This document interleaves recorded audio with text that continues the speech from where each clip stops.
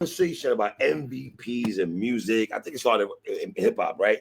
And you kind of alluded to the fact that, we're talking about all this MVP stuff of hip hop and everything like that. But is Vybz Kartel really the MVP of music, period?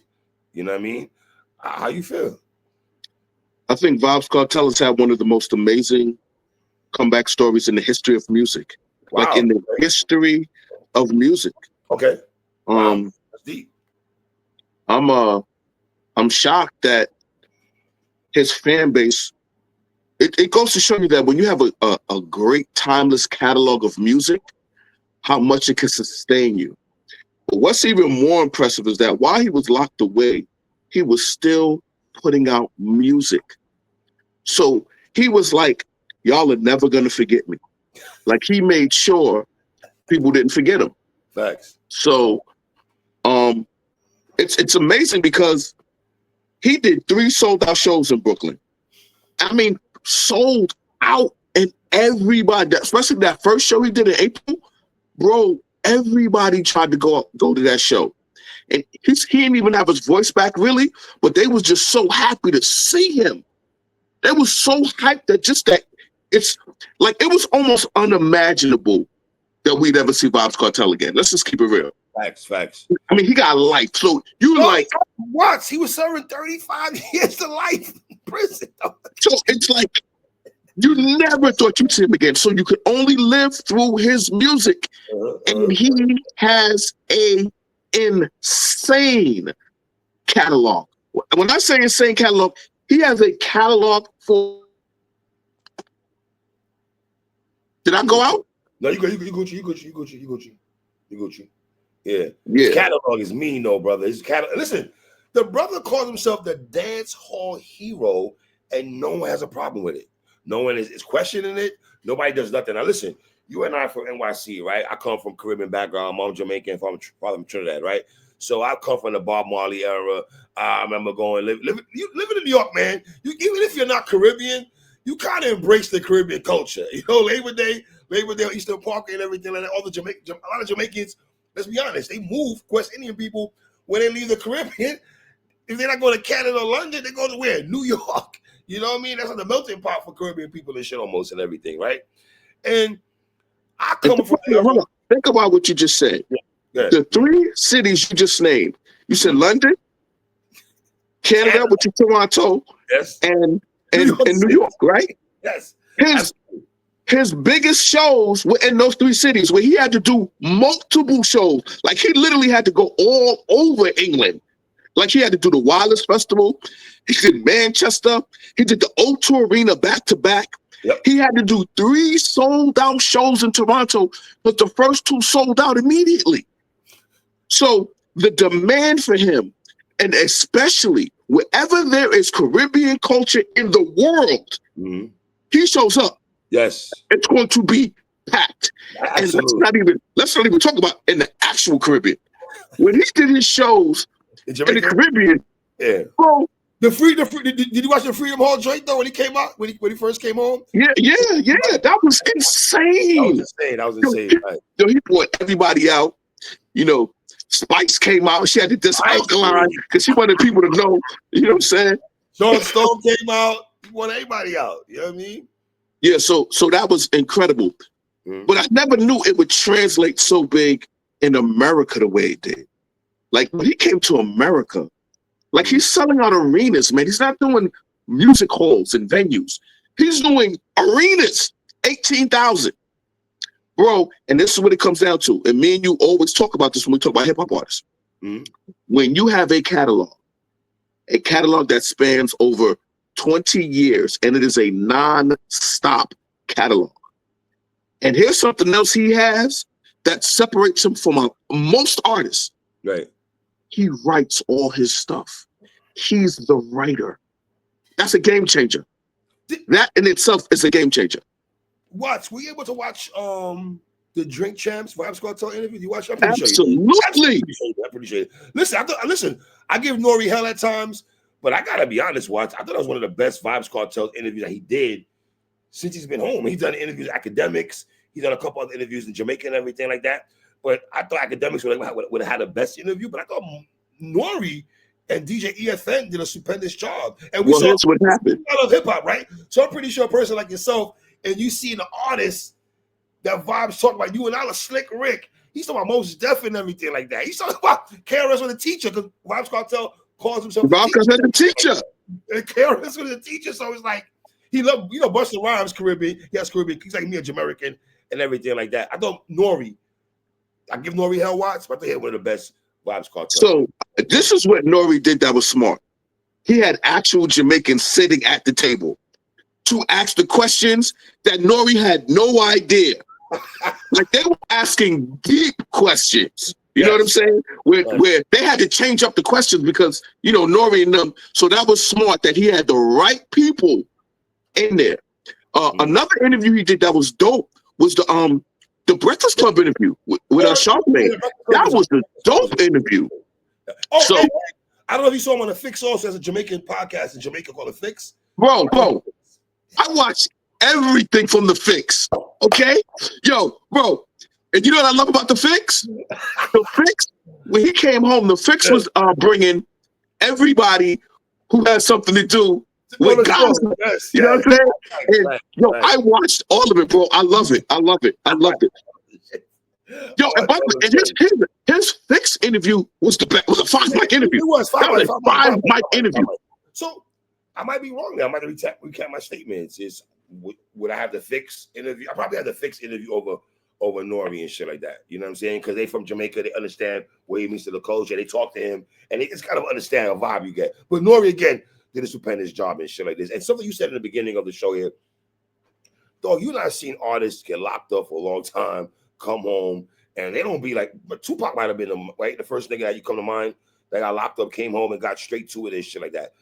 You want to talk about a nigga that got out of prison and got straight to it? And let's be honest, dancehall was suffering a little bit. Yo, Afro Beats was dog walking dancehall.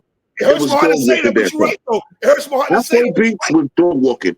Right. Kartel came home and he was like, I'm bringing dancehall back. Like he got that song, Dancehall Love Me Everything. Yes, Dancehall Love Me. Like, you know what I'm saying? Yeah. So he definitely brought that back. And if you follow him on IG, bro, he loves hip hop. You ever see some of the songs that he plays? He be playing Black Moon, he be playing the CNN, he be playing Nas, he playing 50. Like he be playing deep cut hip hop, like deep cuts. Well, let's be honest. We know you and I. We understand what quirk means to hip hop and everything like that. So I've always said that reggae, dancehall, and hip hop, the merge. You and I watching Born Americans, the Bush Babies. It merges. You see how you was talking about Slick Rick, because Slick Rick has Caribbean ties. So Slick Rick jewelry and everything like that. You know what I mean? Even Drake to a degree, he rocks with Drake and everything over Kendrick, which is kind of wild on me. Whatever. I'm kind of surprised he rocks with Drake. Well, hold on. Since you brought that up, let me piggyback off of that. Absolutely, I'm surprised. He pulled out I know, that OVO chain that Drake custom made from the first night he was at Barclay. And yo, Vybz Kartel was so appreciative of that, bro. He was. That man rocks that chain every other day. Like I see him all the time. Every interview I see him on, or whatever, going on a plane on Instagram, he's rocking OVO. Faithfully. Like he kept, if Drake was not seen to a lot of people, if they wasn't following him, if you saw Vybz Kartel, all you saw was OVO. Because he kept it. You know what I'm saying? Facts. And you know what's funny? So before he got locked up, right? The man was running things. You got to look, Watts. He came out in 2000 and was under the tutelage of Bounty Killer, the Alliance, right? And listen, shout out to Bounty Killer, man. Because Bounty Killer, for him to have Movado and Bounty Killer under the same squad, that's some dope shit right there. You know what I'm saying? And everything like that. And then the infamous clash he had with Ninja Man. Think about this. The nigga looked up to Ninja Man and had a fight with Ninja Man. Nigga, that's like Rakim and Nas fighting. Or Yes. Yo, and here's another thing. He used to beef with dudes. Like, he would beef with you and have no issues with it. Like, he got to the smoke. For real. Listen, man, I can go here with it. I think he's in my rush. He's definitely my Rushmore in terms of dancehall reggae. Definitely. There's absolutely no question. There's two things he's done that, first of all, he's committed to dancehall. Like he's making it clear, dance hall, right? But he gave an interview on stage one time, and he said hip hop was about to overtake the island of Jamaica. Now I have Jamaican friends who say, "Yo, bro, there was one point we got cable, like cable had come, so they could just like watch everything from American culture with hip hop." He said everybody was throwback jerseys, hoodies. I mean the fitted hats, everything. Big influence, because you know when Biggie came there, Biggie rocked it.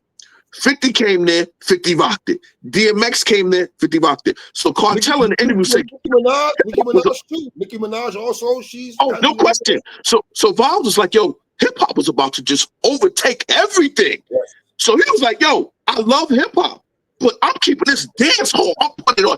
And when I tell you this is what people don't realize. Because he didn't have his visa, he couldn't be in the United States during the time when he really took over. Stay right there for a second. So in 2011, right, I went to this thing in Miami called the Best of the Best, right? Where basically it's like reggae artists come out and perform, right, during Memorial Day weekend. The nigga performed in Jamaica. They have to do via satellite with this nigga Watts. We watching him via satellite, and you would think this nigga's right there with us. And niggas, women, and men just wilding out to his music while he's performing via satellite. How about this? Watts via satellite, because with a visa you're talking about and shit like that. I watched that performance on YouTube and I get hyped. And this is when he was bleach me face Kartel with the braces and the extensions in his head. You know what I'm saying? With the cake so, you know what I'm saying? Yo. Bro, so I'm gonna tell you this. He gotta be an MVP talk just based on he called himself world boss, right? He literally went around the world. Yo, my nigga, he has names that match him to a T, and you cannot dispute them. His nicknames, cliche names, you can't dispute it. The dancehall hero. What you say? Like, you can't dispute it, bro. You just can't dispute this nigga, man. So, time out. Let's talk about the fact that he's an ill lyricist, like lyrically, lyrically. Very smart dude. Got a song out that he brought out this shit with Skilly Bang. That was hard. Listen, God is the Greatest might be one of the best songs this year. Thanks for a new day. That might be one of the best songs this year, my nigga. We keep it at 100. You know what I mean? It's definitely my rotation and shit like that. You know what I'm saying? Love Kartel, man. Love Kartel. So, how do you feel about his love of Drake? I understand it too. I understand it. I get it. He likes his music. He likes melodies and everything. And as a reggae artist, I can see why Kartel would rock with Drake more than Kendrick musically, sonically. If I want to go into sonically sound that he has, and Drake. And let's be honest, Drake has respected the Caribbean culture. He's embraced it. Just no question. I mean, OVO presented the 3-day stop that he did in Toronto. I think his part was terrible, but he does respect the Caribbean culture. No. I know that, but I'm just saying that you can see that it's mutual respect. And remember, Kartel literally is Drake before Drake. In terms of what I mean by that is, no one questions him when he does the girl them songs. Nobody questions his songs for the girl them. Nobody. Ben Spunani, they got a song called Ben Spunani. Ben Spunani's crazy, son. So the thing about it is, Drake does the same thing. Drake will just do albums dedicated to women, but in the hip hop culture, man, he'll get so much pushback. Like, oh, he's singing, oh, he harmonizing, oh, he melody. But Vybz Kartel's about that. That's what he does. Vybz ain't begging for the pum pum though. Wait, tell me. Vybz Kartel got a song called "Beg You a F." You know what I'm saying? You know what I'm saying? Come on, bro. His girl. So wait a minute. Love them and I touched them. Yo, my nigga, that song come on. It's all your dogs. If you want to see a bunch of women go crazy, throw on them tunes right there by Kartel. You know, bro, and what makes that song so ill? That song is a true story about his life. You talking about Shorty and shit. You talking about Shorty, Sophie, you talking about his baby mothers. And all he did was tell that story. And it's so ill because he was like, look, I love you, Shorty, but you know, the ladies love me too, so I gotta love them back. Yo, that song is crazy. But the point is, you see how you get so much acceptance for girl songs? Mm-hmm. But Caribbean culture is more reggae dancehall music is kind of wind up. Bro. You know what I mean? Heavy D, Father MC, Biggie's biggest songs are catered to women. Yeah. Like, come on. Super Cat and shit like that. I'm glad you brought him up. Super Cat and Shabba Ranks, they hold a very special place in the heart of dancehall, especially for New York. Because growing up in 90s New York, Red Alert used to play Super Cat and Shabba Ranks every day. Like that was like I would listen to hip hop. Right. And Super Cat and Shabba Ranks. It was one and the same, especially at pop parties. Mm-hmm. You know what I'm saying? So dancehall is intertwined with hip hop, bro. The Bourgeois and the Bounties and the Beanie Mans, and Merciless and Spragga Benz and all these other niggas that came into the fold and shit like that.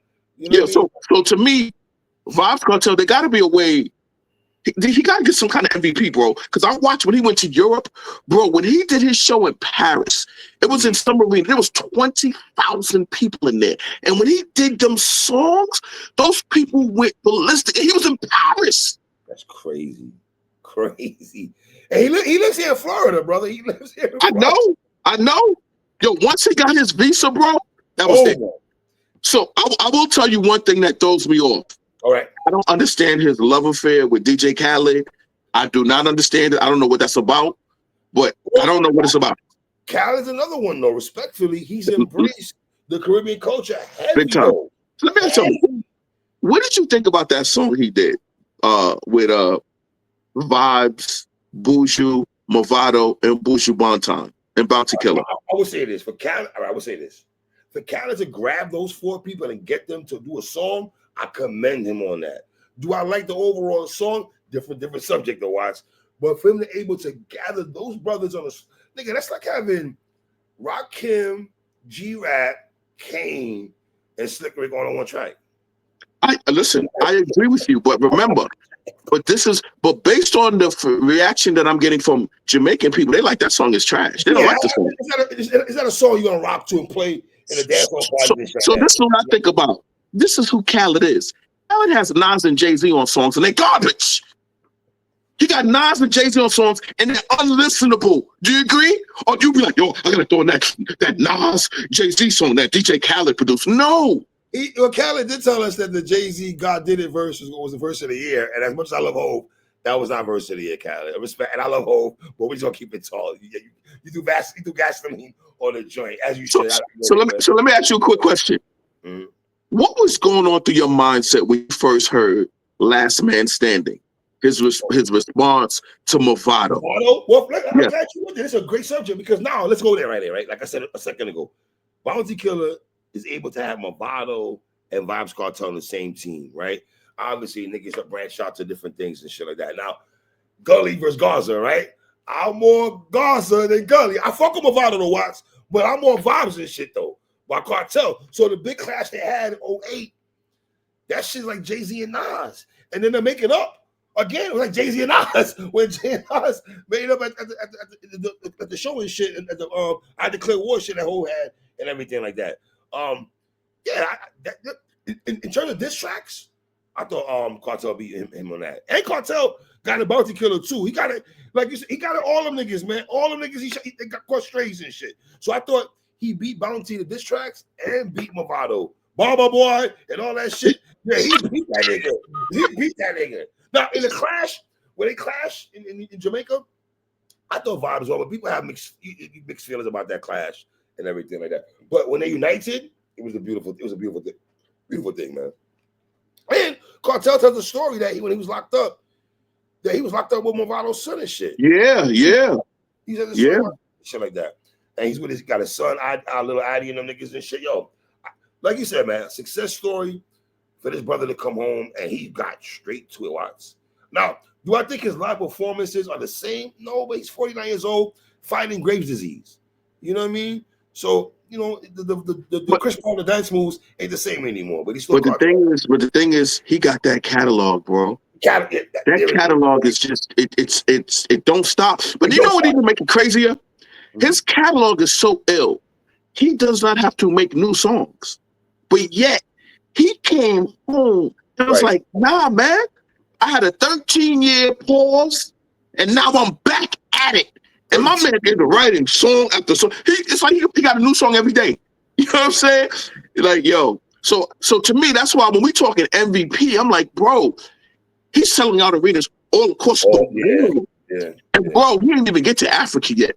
Bro, whenever he decides to go to Africa, I think we're really going to understand how influential Vybz Kartel is. But and you said something that was very interesting. The brother's not dropping a hefty load of music. Does he have an album out? But like he's living off the catalog he has. Nah. He dropped the album. He dropped the album called Heart and Soul. Right. No. He dropped an album recently, and it got nominated for a Grammy. I think he won a Jamaican Grammys, right? No, this Grammy, the Grammys just put out he got an album that he just came out with. So what I'm saying is that Vybz Kartel is putting out new music. Like he doesn't stop because he's a prolific writer. Yeah. Remember, he's 49. We're in the era now, this year, where the over 50-year-old MCs are the best MCs that putting out the best music. So agree. Listen, and the influence he has. Very Tupac-ish. I was very Tupac-ish. I need you to tell me. What, did he really have people bleaching? Off him? Yeah, my nigga. Look, Alkaline. He's a knockoff Vybz Kartel. Like all these niggas, I like them and shit. But Adi is their daddy, and that shit is real, my nigga. I like Sean Storm, but that's his pops.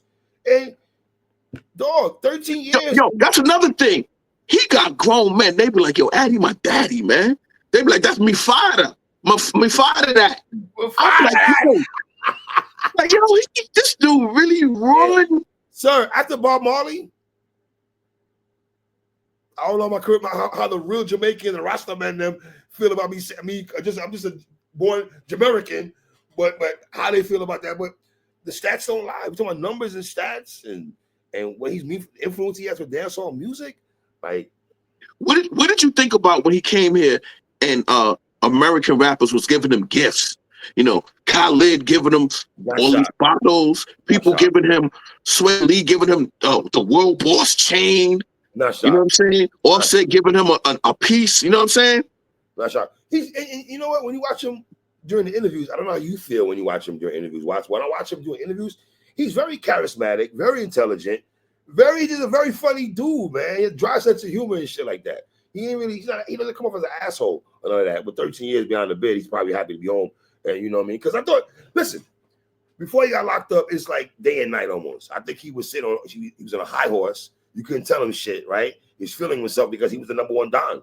Respectfully, he just was. So he was moving real reckless. Was I a fan of the bleaching his skin and all the look of them in Jamaica bleaching their skin because of him? I wasn't really a fan of that because all the youths them was doing that because of him. They looked up to that nigga. Like he had the youths and had the whole world in my hand. He had the youngins, the white heads in Jamaica as the ambassador. That's how they looked at him and shit.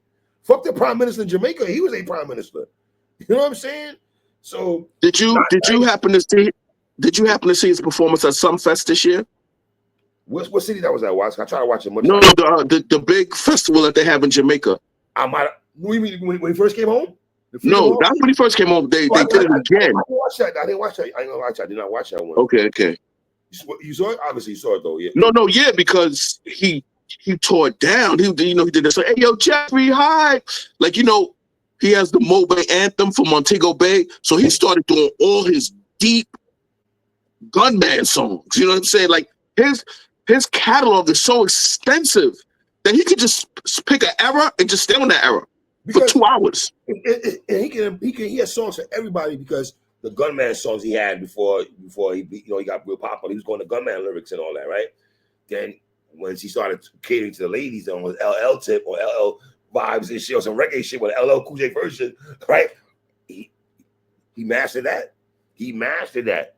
You know what I mean? And he has songs that have gems and all that and stuff like that. But you know, he's raw. He's raw and shit though, man. And I'm with you, brother. MVP talk. Who did it like Kartel in 2025, little brother? I'm gonna keep it 100 with you, man. What, bro? Can you tell me a rapper who tore down the Caribbean islands?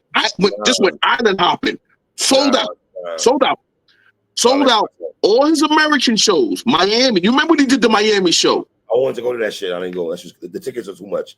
That's another thing. Too much my blood. Too much my blood. I'm gonna keep it on. You know what? And that's where bro. I'm telling you this right now. I know for a fact. I love you, my nigga, but you gotta short the prices out, brother. I know people who paid $500, $800 for his tickets. I can't do that. Now the fact that people was paying that much money to go see him, and he's selling out. That shows you, bro. This man had an MVP year. I saw something. Was it 97 or something on YouTube? I saw when he was performing at the Barclays, right? And they had people that were going there. They were saying that, oh, this is the second night in a row I'm coming to see Kartel. So I'm thinking to myself, okay, you went the first night and you went again the second night. So you like, fuck it. This nigga's here for how many days? I'm gonna experience. They did that in London. People was posting, yo, I went to the first day, I'm going to the second day.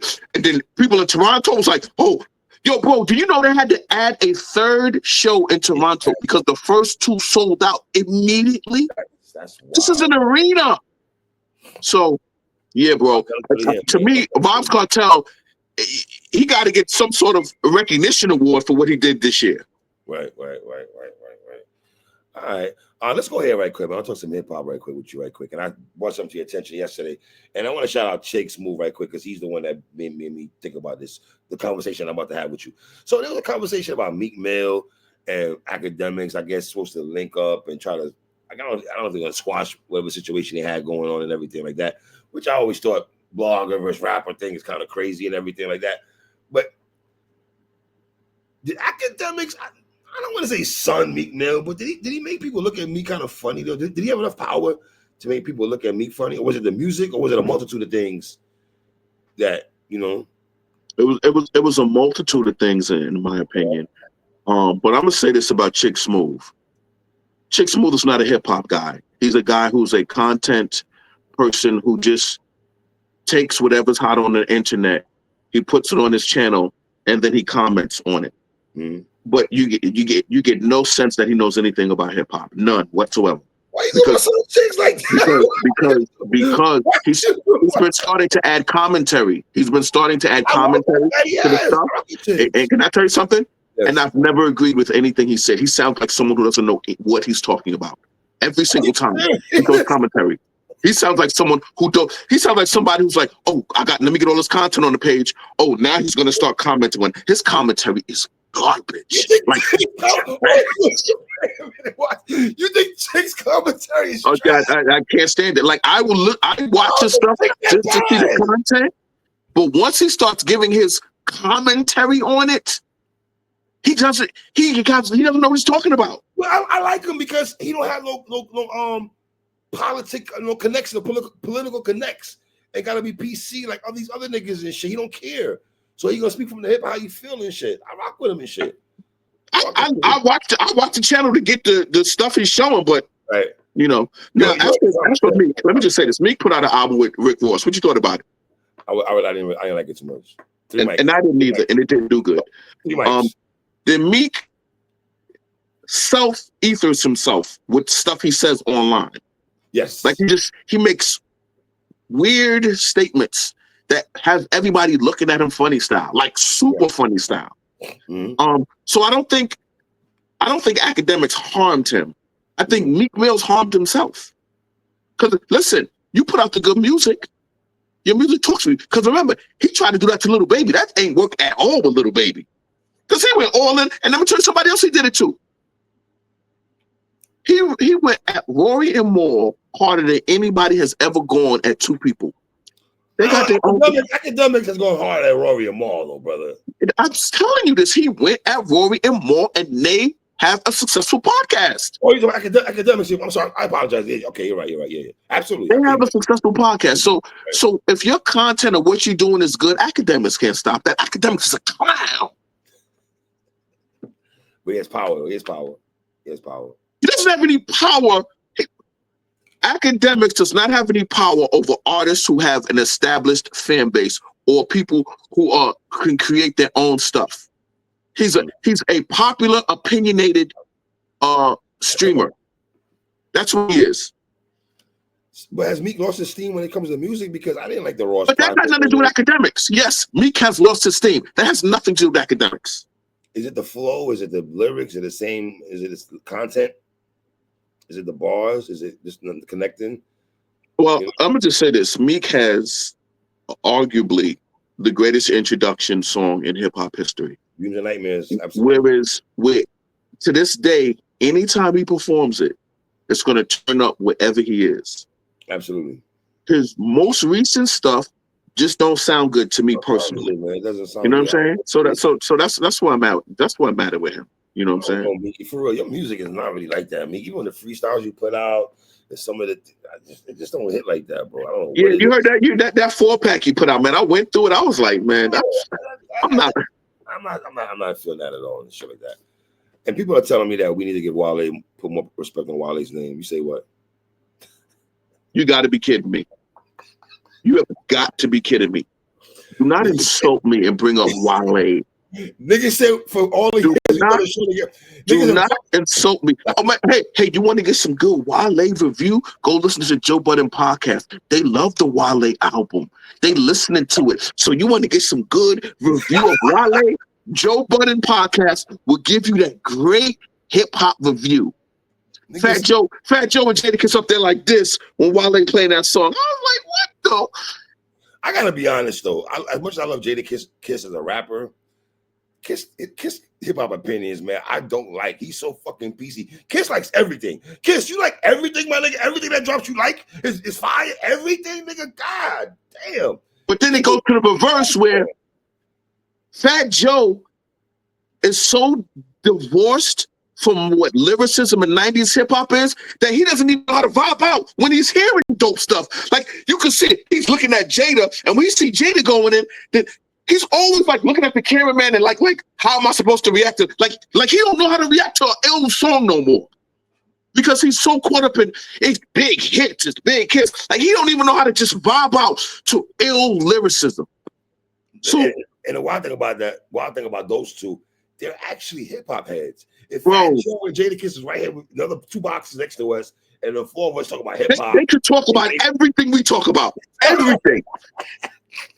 Yo, it's like how Envy is. You know, Envy just act like he don't know that he was a prime time mixtape DJ in the heart of the 90s.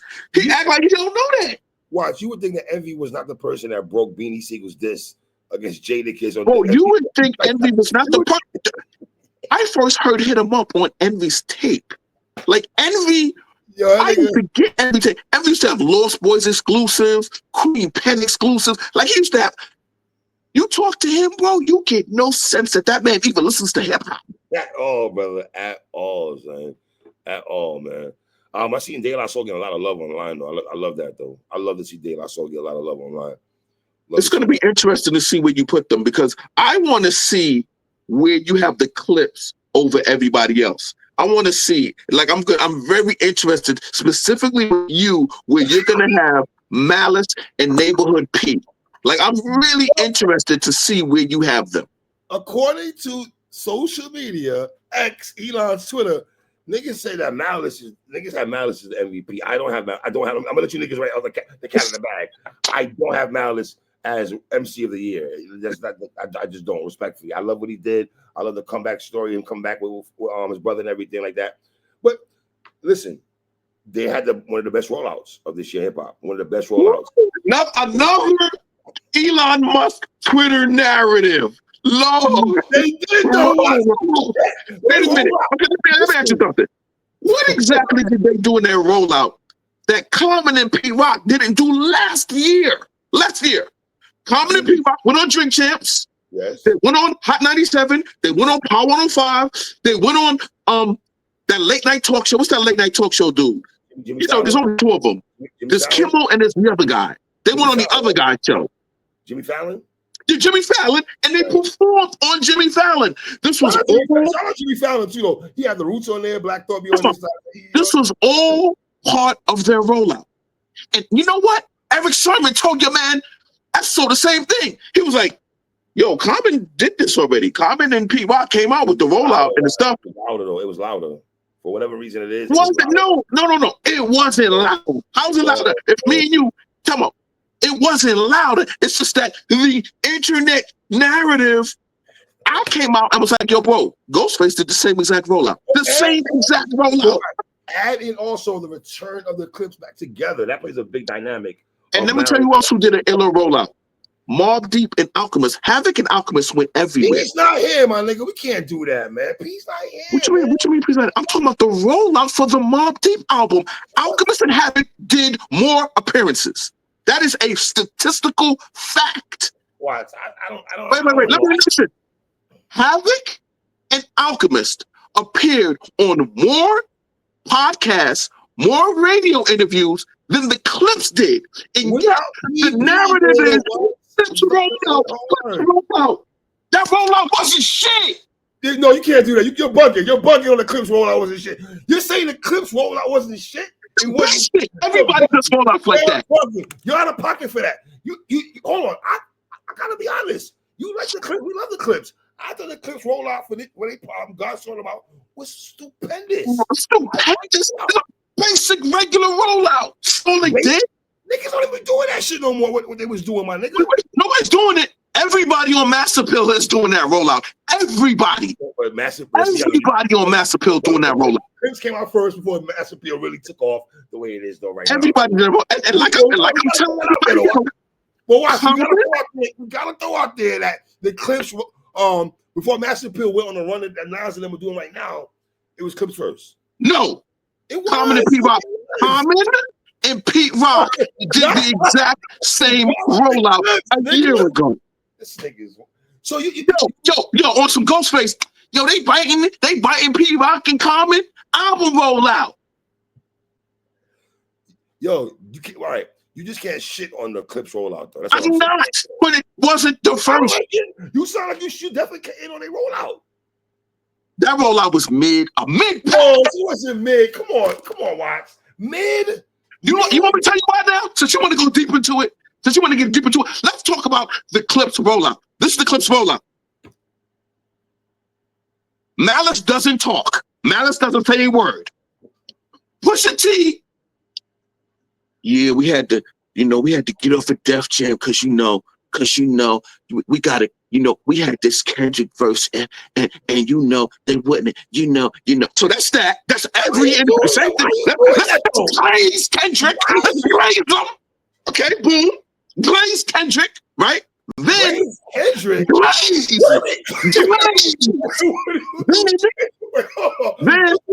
Kendrick. No, I'm talking about the Clipse rollout. I'm talking about Kendrick. I'm talking about this Clipse rollout that you're talking about. I'm literally telling you what I'm telling you what he did on every interview. Glaze Kendrick. Not Glaze Kendrick. Oh, we got this verse by Kendrick, and you got to understand it was while he was battling Drake, and we still got that verse. And they quickly put a video out for that verse, by the way. Make sure. And Kendrick's not in the video. And Kendrick is not in the video. And Kendrick is not in the video. Boom. So boom. So boom. So then, I got to talk about Travis Scott. I got to diss Travis Scott. So the whole effing rollout was Glaze Kendrick. Oh, Kendrick gave me a verse. Malice not talking. That's all it was, bro. Don't do that. Malice did talk, nigga. He did talk. You're three. Am I talking like I didn't watch all the interviews? I watched them all, bro. I know you did. So why are you saying that then? Now you ready for this talk? You ready for this talk? Malice from the Bronx, bro. Don't do that. Malice from the Bronx. Virginia niggas don't get mad at us. Really? My man left when he was 9 years old, bro. Yo, Watch, you're gonna have VA niggas in our comment section. Let me ask you, Malice's introduction to hip hop was the same as mine. Absolutely. We heard rappers delight at the same time. Absolutely. I'm in Brooklyn, he's in the Bronx. But then he moves. But his introduction to hip hop, his rapping hip hop, started in New York City. So what are you trying to say? I'm just giving you a fact. What are you trying to imply, though? I'm not implying anything. I'm saying the man left in 79. So wait. I would say this. I would be if the Clipse is not in your top 5. Let's go. You're kind of bugging, though. If the Clipse are not my top 5 for this year, yeah. Okay. Class will be in session when we do our show. Let you know who's outside. I'm gonna let you know who's outside rapping. Wait a minute. You wanna know who's rapping?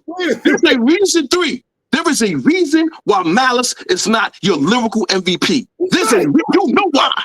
He's not though. I don't got him as a better MC than Ransom. We don't gotta go into names and other MCs.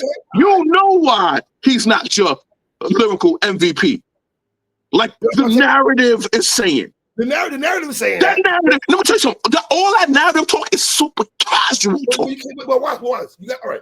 Malice was on the bench for a while. He did other ventures. He went to the ministry and everything like that, right? So for him to put the cloth down, get back in the booth, write raps, he did a good job. But I don't got him as MVP. Like Malice did a great job. Malice didn't do a good job. Malice did a great job. Absolutely. It's a great album. Yeah. That FICO verse, after it was explained what he did on the FICO verse, makes that verse one of the illest verses ever. His verse on Birds Don't Sing. Birds Don't Sing is probably one of my favorite songs this year. I love Birds Don't Sing. Because of the introspection? Don't do that. But wait, because of the introspection? Yes. I'm glad you said that. I'm so happy you said that because I will be giving you some introspection songs that came out this year, and I want to hear what you got to say about that. Because Malice, wait a minute. Malice wasn't the only one to you know there's one thing we always say. We say, how come when people talk about introspective, deep personal songs, they always talk about Dear Mama, right? Yes. But they never mention NOG, Be a Father to Your Child. And how important, you know how we always say that, right? I'm going to give you multiple examples of that this year. Multiple. Banks has a whole catalog, his whole damn catalog this year is a lot of introspective music and shit like that. Also, personal, absolutely. Yo, and wait a minute, Banks has a song with Ghostface, Endangered Species. That's one of the best songs of the year. Fire. One of the best songs of the year, produced by Nicholas Craven. My guy, Nicholas Craven. Shout out Nicholas Craven. So hold on, you talking about Nicholas Craven shit though? You know, Nicholas Craven and Boldy James have linked up, but you don't like Boldy James, so. Don't do that, bro. Don't do my son Boldy like that, my nigga. Don't do Boldy like that. You're gonna see Boldy's gonna be on my list. Know that. Just know that. Boldy's gonna be on my list. Absolutely. Yeah. God bless you, 3. God bless you, 3. What you mean? God bless me. Yo, Boldy's fire. What you mean? Listen, not for nothing. He probably dropped the most music this year out of any artist, and you can respect that because you and I respect that. You and I. My nigga, hold on. You and I, we did an album for Papoose a couple years ago. Every month when Papoose dropping a mix album, we review that shit. Yo, I respect that he does that. I respect, first of all, I love that Papoose did that because that was high quality. And I remember a year where Flea Lord did the same thing. When Flea Lord put out an album, Flea Lord put out a P-Rock album. He put out a 30-day special album. I'm someone, I respect that, bro. I respect that. Boldy James does not resonate with my soul, bro. That's all. Who? Boldy James does not resonate with me. That's all. Hip hop is subjective. For example, you like Freddie Gibbs. I don't. See what I'm saying? See what I'm saying? So like, Gibbs is not on your list? Alfredo 2 is not on your list? Bro, I forgot it even came out until you just brought it up. I forgot that album came out until you just brought it up. How could you forget that project, Watts? I don't rock with Freddie Gibbs, bro. But here's the thing, 3, you know that. But you know that. Yo, 3, as long as you know me, I've never been like, yo, 3, you got that Freddie Gibbs? Let's listen to Freddie Gibbs, bro. You know that. I know you don't. But you like the Alchemist. You love the Alchemist, though. Chemistry Man, yes. Yes. So Alchemist is my favorite producer right now, hands down. No bullshit. Alchemist, absolutely. Over Nicholas Craven. Over Nicholas Craven. Over Nicholas Craven. Excuse me? I didn't say nothing. I'm just. I'm asking you, Nicholas Craven or Alchemist? Nicholas Craven. You're bugging. I love Nicholas Craven. But you're reaching right now. I love Nicholas Craven. I love you, my dude. You're the one. You're the reason why me and Watson love. We love Ransom before, but Director's Cut. You did all that. We got introduced to you because of Ransom. I'm glad you said that. What did you think about Director's Cut 3? Loved it. Yo, that might be Ransom's best album out of all of them. Loved it. Who produced it? Nicholas Craven. So what does that mean? You see, I don't want to do this. You know what? I should. But we're here now. Fuck it. Okay, wait. I'll give you a better one. Did you like the production on the song with Lloyd Banks and Ghostface Killer? Yes, Nicholas Craven did a beat. We're talking about Alchemist. And I'm talking about Nicholas Craven. Nicholas Craven. Who just did Mobb Deep shit. What did he just did Mobb Deep? He did Bo DJ. 3 songs. That Mobb Deep album was a Havoc produced album. He was on 3 songs. He produced 3 songs. Let me say this right quick. Sidebar. Mobb Deep is going to be high on my list. Let y'all know that right now. The Mobb is going to be high on my list. Absolutely. Love the album. Yo. Mobb making the top 5. That sounds like something that me and you can find common ground with. The common ground conversation is crazy. So Clipse not on your top 5? For real? The Clipse? No. What you got over the? I know you Ransom, RJ Payne, if I know you. Mobb, De La probably. Cause I know you and shit, nigga. De La. Who's getting that 5th spot? Nas! Nah, but Nas didn't drop yet, bro. Bro, Nas is going to drop before we do the show. Yo, check this out. Nas is dropping before we do the show. He's dropping December 12th. Yes.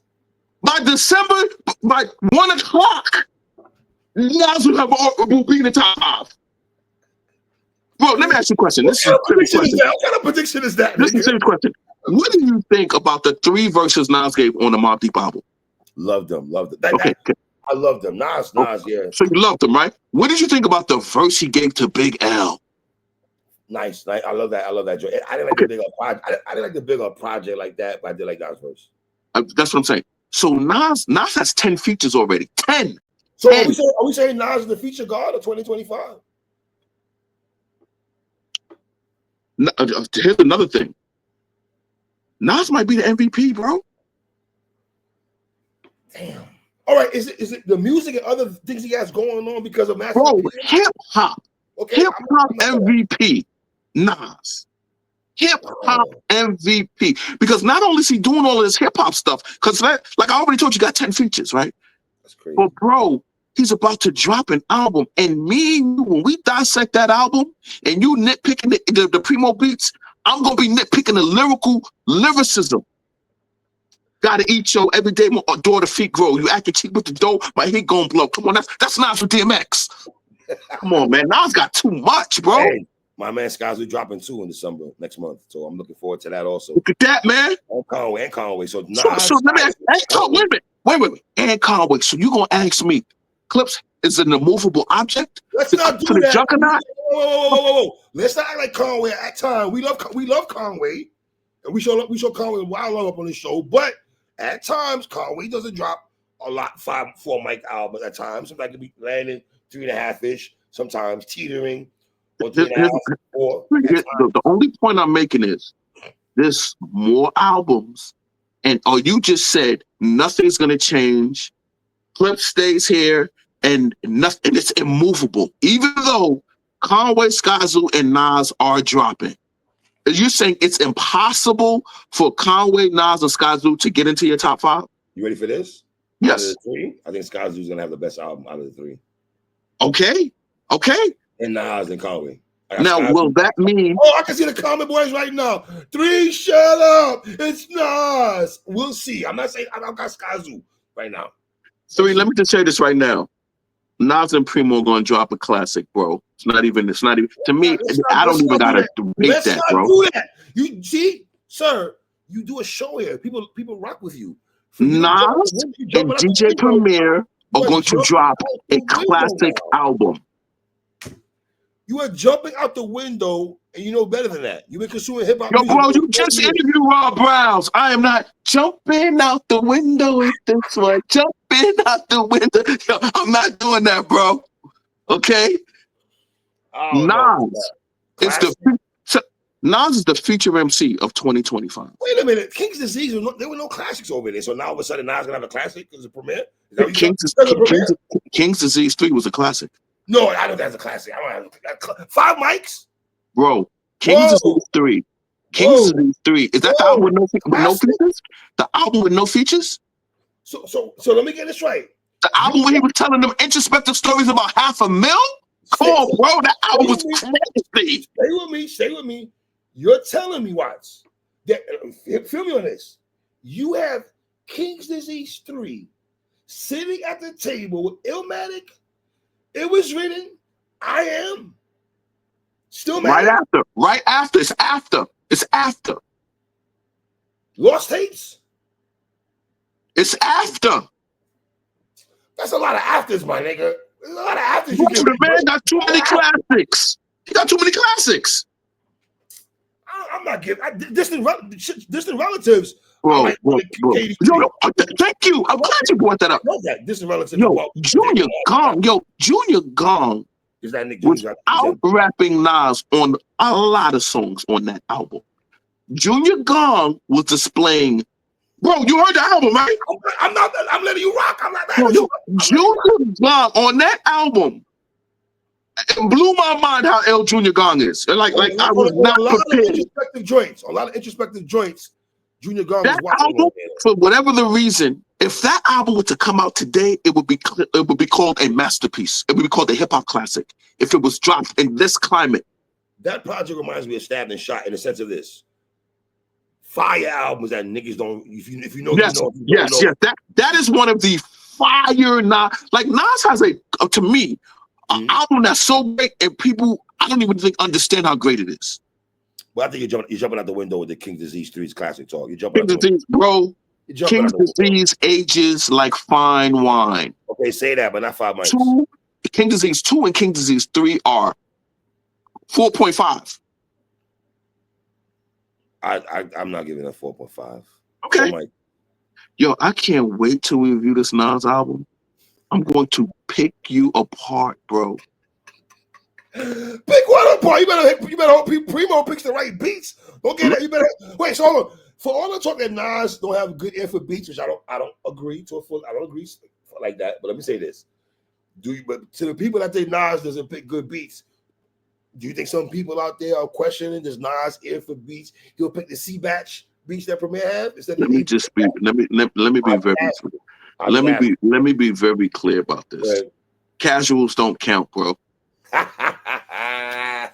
and the one thing I think you should know, think about this, bro. Me and you are at the age now where we're older than like everybody who runs the major hip hop publications or the major hip hop media. They just don't know what they're talking about, bro. They just don't. They just got a bigger machine than us, my nigga. But they have a bigger machine, a wider reach, but they don't know what they're talking about. They just don't. So that's why it's hip hop media is hard to enjoy it because it's like, damn, they don't even know what they're talking about. So this nigga, yo, I'm gonna be paying attention to where you got the Clipse ranked at, sir. Because the way you talking, bro, I got 2 albums that's in my top 5 that you are not ready for, and the way I'm going to prove it to you, I know one already. Without you even telling me, RJ Payne is one of them. I know that. You know, there's no question about that. But I said there's 2 I'm gonna have in there that you're not ready for. Oh, I know. OT the Real is one of them. No, OT the Real is definitely one of them. No, OT the Real is not one of them. Okay, partners. You know what? I'll wait. You know what? I'm not even gonna guess. I'll just wait. Okay. But the thing is, so you telling me the Clipse are just immovable? That's it. Nothing could. You're like of the Elon Musk Twitter narrative crowd. Malice MVP, FICO best verse of the year, Clipse best rollout. Like, bro, that's casual hip hop talking points. You don't agree? It is. That's TMZ talking points. But the rollout was good though, was. Oh, shit. It was good. You up there talking about Pete Rock and Kartel? Yo, 333. Did you see Did you see the Oh my God. the Nas interview with Havoc? Yes, I loved it. Right, right.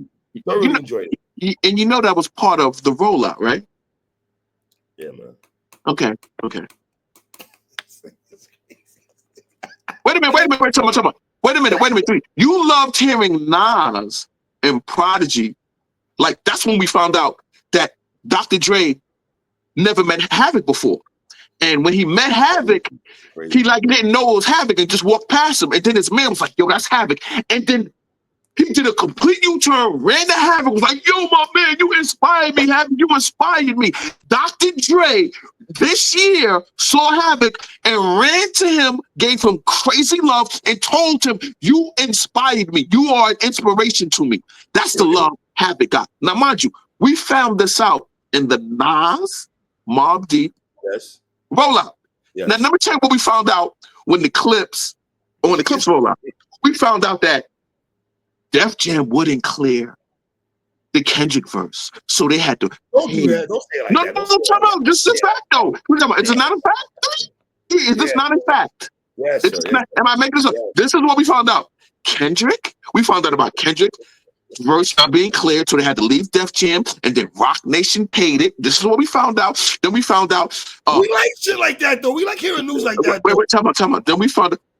But he talked about that in every single issue with the rollout. I'm telling you right now, the Havoc Alchemist rollout, there was a different story every time. I've seen about 15 in the interviews. It was a different hip hop story. With the Clipse, the same thing. We glazed Doc. Kendrick took work. Stop saying that. We glazed Kendrick. Bro, and by the way, bro, Elliot Wilson already called himself West Coast Wilson. He already called himself that. Okay? Hip hop media is a glazed Kendrick media. Ebro literally just did a show talking about, oh, it's so great. Oh man, GNX so great. So hip hop media. Hold on. Did you like the GNX album? It was okay. Too much plagiarism. Too much copycat. Plagiarism is crazy. Man, take us home, man. This nigga is crazy. PSA Hip Hop, the home of John Morant. Yo, what's up with John? Your man, Clay Thompson yesterday, man. I wonder if you let him know. A reference about his girl and shit that made Clay like John let him know. Like John let him know. You ain't the best shooter on the court, bro. You washed. You ain't the best shooter on the court. Well, Josh not really. I don't know, man. What the fuck Josh on? By the way, Ant-Man lost last night. Talk about that. Ant-Man lost last night. Had 40 and they lost. Yeah. He's a waste boy. Ant-Man is a waste boy.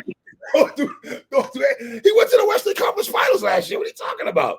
How's he a waste boy? Went to the Western Conference. And what did my SGA do to him? What did SGA do to him? Yeah. So you your SGA guy? Your SGA guy?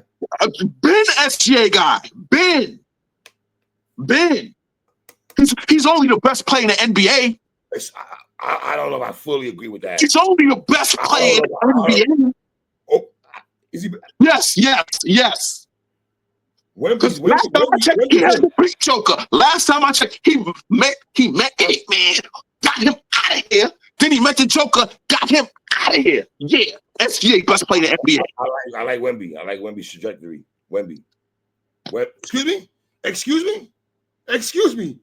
Whoa, excuse me? Bro, you got to accomplish something first, bro. Don't just give me these stats. You got to accomplish something, bro. His game, though. Watch you see his game, the shit he does. So tell me. Wemby's game is extraordinary. I think Wemby is the most unique player I've ever seen in my life. Okay. But can we win our playoff series first? No, seriously. Because T-Mac is garbage. Who? T-Mac, Tracy McGrady, the biggest loser in NBA history. Yo, history. Dogs, me and you watch T-Mac. Okay, what did we watch? Score. Like how many points? Like 13 points. What did we watch? Nah, that's what we watched. T-Mac was him. Or did we watch him when he was on the Magic to have a 28-game losing streak? Or did we watch him have the worst record in the NBA while he led the NBA in scoring? If you're gonna tell a story the right way. Grant Hill was supposed to be on that team, and Grant Hill, for whatever injuries, messed him up. And T-Mac was solo dolo out there. T-Mac was wait. T-Mac was solo dolo, and he couldn't carry that team nowhere, right? Well, guess what? Go on YouTube and watch what Kobe Bryant has to say about T-Mac, my nigga. Okay? I don't know what you're talking about, bro. I don't know what you're talking about. Who? I don't know what you're talking about, bro. I don't know what you're talking about. I'm out of here, man. We're going to talk about nigga. Peace and love, brother. Shout out, brother Watson. Y'all know the vibes. Great. PSA Hip Hop is your boys, man. You're one, my niggas. Oh, man.